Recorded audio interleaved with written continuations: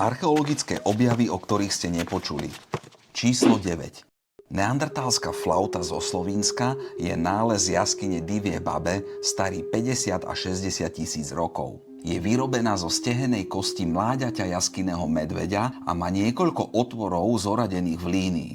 Na prvý pohľad vyzerá ako primitívna flauta, lenže práve o to sa vedci desiatky rokov hádali. Jedna skupina zastávala hypotézu, že otvory vyrobili neandertálci zámerne a išlo o hudobný nástroj. Druhá skupina namietala, že ide len o kosť prehryzenú šelmou. Znie to možno ako detail, ale v skutočnosti išlo o to, či neandertálci cielene tvorili hudbu. Keď vedci vyskúšali na rekonštrukcii tejto flauty hrať melódie, výsledok bol pre naše uši nepríjemný. Experimenty však ukázali, že píšťalka znie presvedčivo pri napodobňovaní zvieracích zvukov. Takže pravdepodobne nešlo o hudobný nástroj, ale o loveckú píšťalku na imitáciu zvierat, signály pri love či zvuky prírody počas rituálov. Odkazy na videá s ukážkami zvukov neandertálskej flauty nájdete v mojich uložených stories pod krúžkom Archeológia.